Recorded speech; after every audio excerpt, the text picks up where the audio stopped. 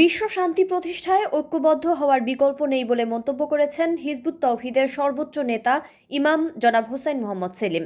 শুক্রবার রাজধানী ঢাকার ইনস্টিটিউশন অব ডিপ্লোমা ইঞ্জিনিয়ার্স বাংলাদেশে হিজবুত তৌহিদের ঢাকা মহানগর শাখা আয়োজিত আলোচনা সভা ও ইফতার মাহফিলে তিনি এ মন্তব্য করেন। এ সময় হিজবুত তৌহিদের ইমাম বর্তমান বিশ্বে মুসলমানদের উপর নির্যাতনের চিত্র তুলে ধরেন।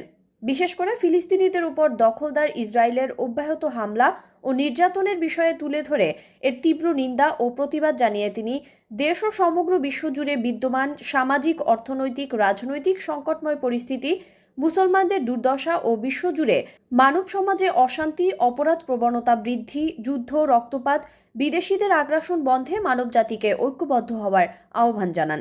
আমি বলবো, ফিলিস্তিনের এই সংকট কোনোদিন সমাধান হবে না। কিছুদিন পর দেখবেন পুরো মধ্যপ্রাচ্য ইহুদিরা দখল করে নিয়ে গেছে, তাতে করে আমরা হতবাক হওয়ার মতো কিছু থাকবে না। অলরেডি দুনিয়া এখন তাদের হাতের মুঠো, তাদের কন্ট্রোলে। তাহলে এখন কি করণীয়? এখন করণীয় হবে একটা, প্রথমত তাওহীদ কি এটা ভালো করে বুঝা, তাওহীদের উপরে পুরো উম্মাহটাকে ঐক্যবদ্ধ করা। ঐক্যবদ্ধ করতে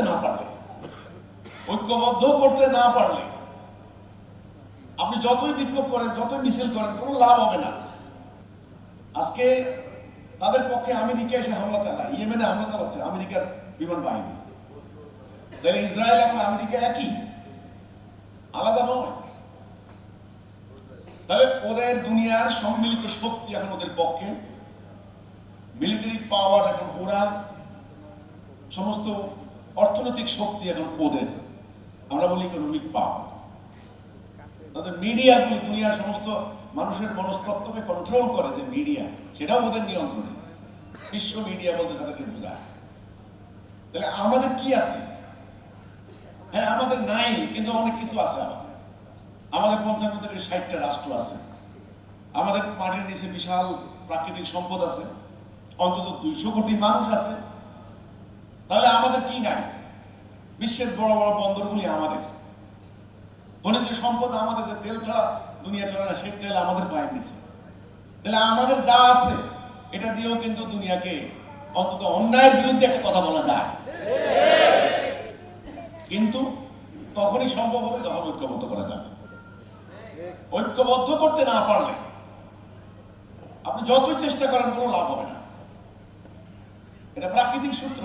এই জন্য পবিত্র কোরআনে আল্লাহ সুবহানাহু ওয়া তাআলা এই জন্য বলেছেন, ওয়াতাসিমু বিহাবলিল্লাহি জামিআন ওয়া লা তাফাররাকু, তোমরা আলাদা হইবা না, আল্লাহর রশিকে মজবুত করে ধরে রাখো। তাহলে প্রথম আপনি ফিলিস্তিনের এই সংকট, আমি আবার বলছি, এই নির্মমতা, এই নিষ্ঠুরতা, এই ভয়াবহতা, যে কোনো আদম সন্তান, আমি মুসলমান বলে কোনো কথা নাই, যারা নিন্দা করবে না, যারা প্রতিবাদ করবে না, আমি মনে করি তারা মানুষ না। এই ছোট্ট ছোট্ট মাসুম বাচ্চা, ওরা কি বুঝে ইহুদি কে মুসলমান, কোনটা ইসরায়েল, কোনটা ফিলিস্তিন? ওরা এটা বুঝে কিচ্ছু বুঝে না। কোনটা আমেরিকা? ছোট ছোট মাসুম বাচ্চা, তারা বুঝে মায়ের কোন, তারা বুঝে তাদের একটা খেলার আঙিনা, খেলার মাঠ, তারা আনন্দ উচ্ছ্বাস করে।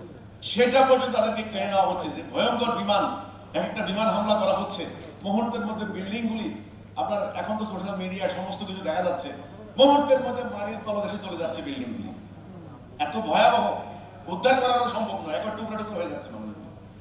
এই নিষ্ঠুরতা, এই বর্বরতা দেখে যে কোনো মানুষ প্রতিবাদী হবে, বিক্ষুব্ধ হবে, মনক্ষুণ্ণ হবে। কিন্তু আমার কথা হচ্ছে, এর সমাধান এক নম্বর, পুরো মুসলমানদেরকে ঐক্যবদ্ধ হতে হবে। তিনি আরও বলেন, পশ্চিমাদের শেখানো এই অপরাজনীতি ও ধাপ্পাবাজির মাধ্যমে আমাদের সমাজে সরল মানুষ ধূর্ত হয়ে যাচ্ছে। ভদ্রঘরের ছেলেরা সন্ত্রাসীর খাতায় নাম লেখাচ্ছে, কিশোর গ্যাং তৈরি হচ্ছে, শিক্ষিতরা দুর্নীতিবাজ হয়ে উঠছে এবং যারা ভালো থাকতে চায় তারা খারাপের ভিড়ে হারিয়ে যাচ্ছে। জনাব হোসাইন মোহাম্মদ সেলিম উল্লেখ করেন, শুধু রাজনীতি নয়, প্রশাসন ও বিচার বিভাগ সহ অন্যান্য ক্ষেত্রগুলো এখনও ব্রিটিশ ও ঔপনিবেশিক কাঠামোর উপর দাঁড়িয়ে আছে। এ কারণে কাঠামোগত সংস্কার করলেই লাভ হবে না, এই ব্যবস্থার আমূল পরিবর্তন প্রয়োজন বলেও মন্তব্য করেন তিনি। হিজবুত তৌহিদের ঢাকা বিভাগীয় সভাপতি ডাক্তার মাহবুব আলম মাহফুজের সভাপতিত্বে আলোচনা সভা ও ইফতার মাহফিল অনুষ্ঠানে আরও উপস্থিত ছিলেন হিজবুত তৌহিদের কেন্দ্রীয় নারী সম্পাদক রুফায়দা পন্নী, তথ্য সম্পাদক SM শামসুল হুদা, ঢাকা বিভাগীয় সহ সভাপতি আলামিন সবুজ, মিরপুর থানা সভাপতি আব্দুল হক বাবুল প্রমুখ।